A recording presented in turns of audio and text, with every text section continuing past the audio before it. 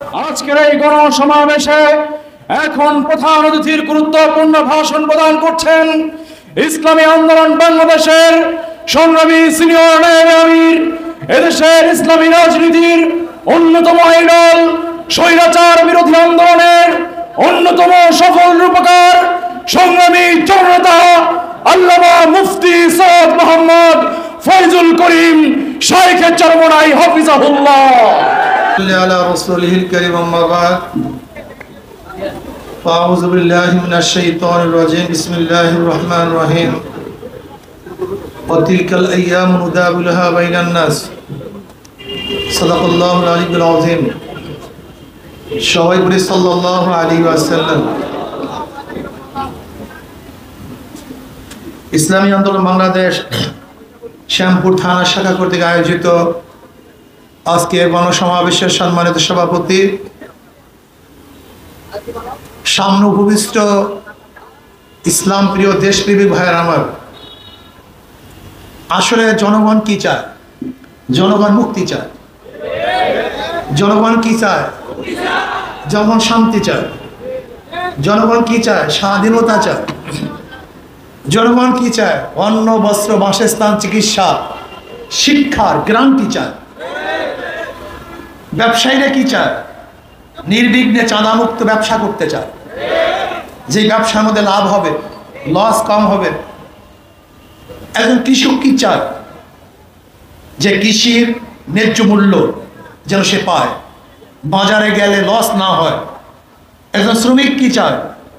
তার ন্যায্য অধিকার বাস্তবায়ন করতে চায়, ন্যায্য পারিশ্রমিক পেতে চায়, যে আমি এই পরিশ্রম করছি, সেই ন্যায্য প্রাপ্তি এত, সেইটা পেতে চায়। একজন মহিলা কি চায়? ইজ্জত আবরু নিয়ে বাঁচতে চায়।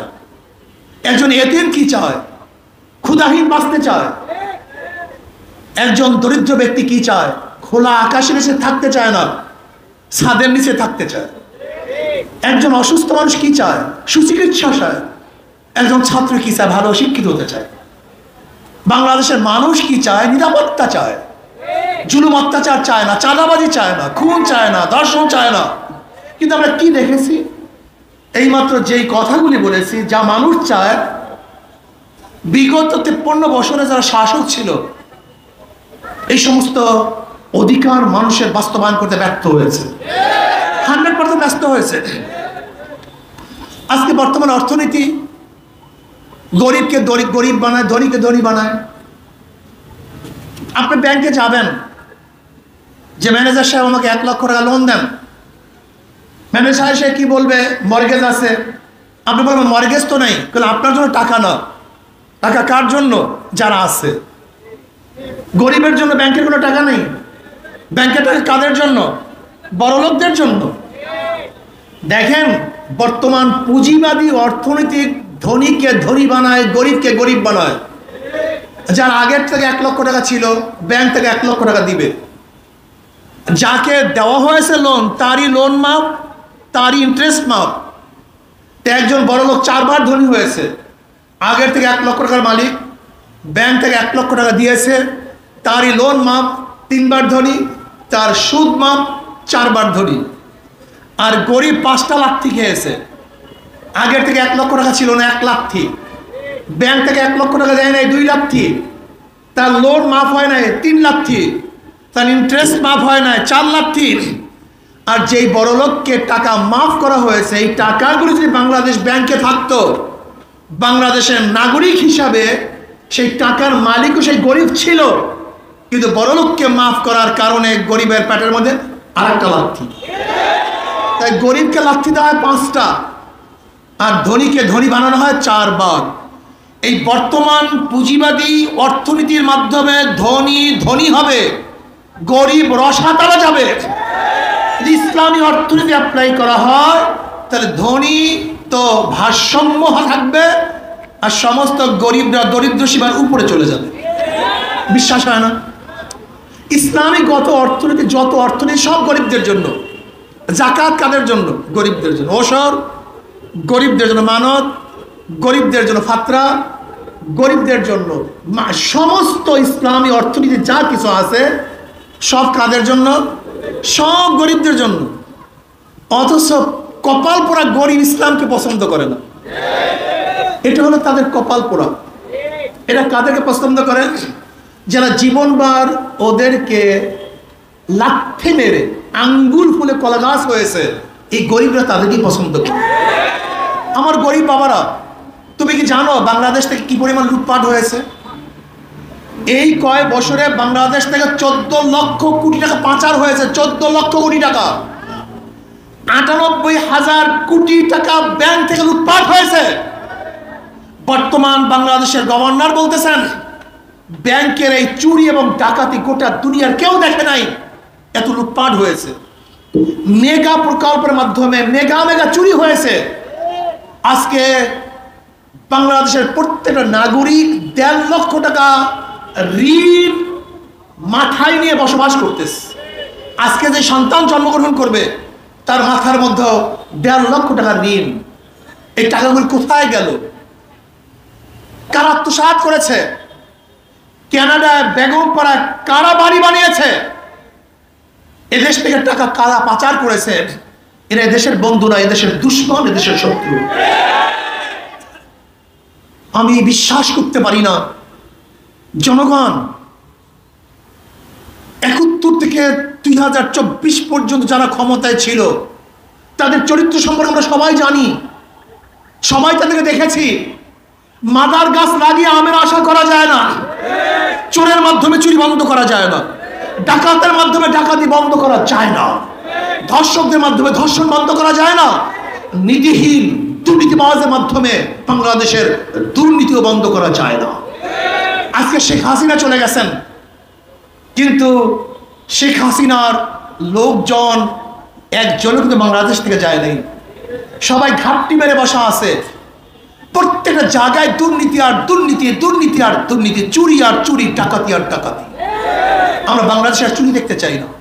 আমরা চাই শ্রমিকদের অধিকার, জেলেদের অধিকার, তাঁতিদের অধিকার, মজদুরদের অধিকার, ঋষির অধিকার, কামারের অধিকার, পুরুষের অধিকার, মহিলাদের অধিকার বাস্তবায়ন করতে চাই।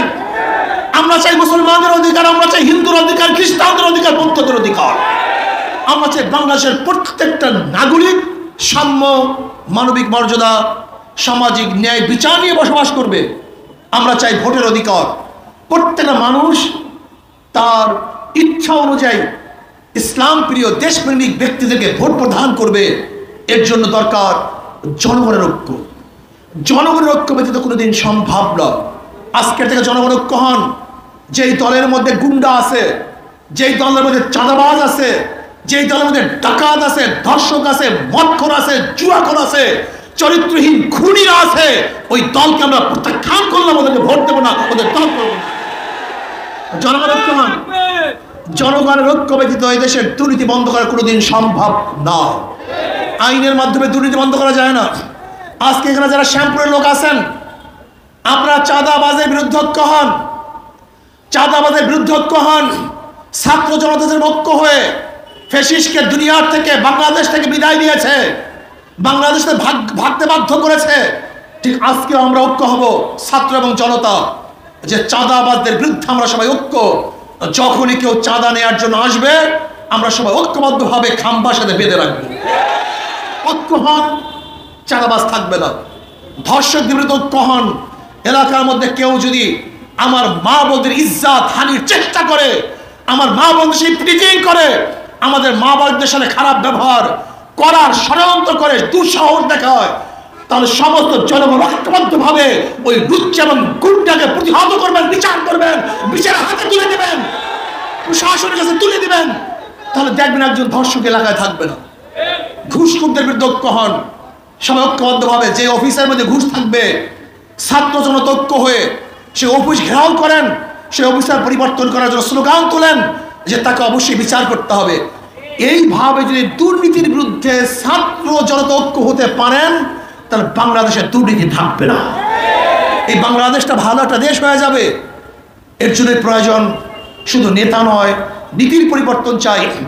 মাদার গাছ লাগিয়ে আমের আশা করা যায় না, তেঁতুল গাছ লাগিয়ে মিষ্টি ফলের আশা করা যায় না। ঠিক দুর্নীতিবাজ নেতা এবং দলের মাধ্যমেও দেশকে দুর্নীতিমুক্ত করা যায় না। আসুন আগামী নির্বাচনে যারা আল্লাহকে ভয় করে, আল্লাহর সামনে দাঁড়িয়ে হিসাব দেওয়াকে ভয় করে, এরকম তাকওয়ালা মুত্তাকি নেতৃত্বকে যদি আমরা মেনে নিতে পারি, ক্ষমতায় নিতে পারি, তাহলে ইনশাআল্লাহ এদেশের টাকা, মান, ইজ্জত, সম্পত্তি হেফাজত হবে, এই বাংলাদেশের ভূখণ্ড রক্ষা হবে।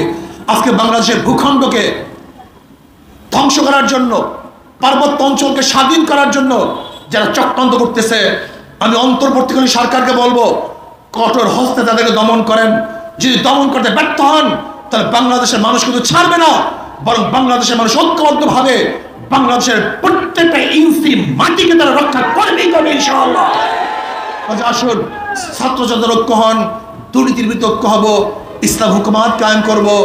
92% মুসলমানদের দেশে ইসলাম হুকুমাত চলবে, অন্য কোনো নৈতিক আদর্শ এদেশে চলা উচিত না। আল্লাহ আমাকে আমাদের সবাইকে কবুল করে নেন। আল্লাহ।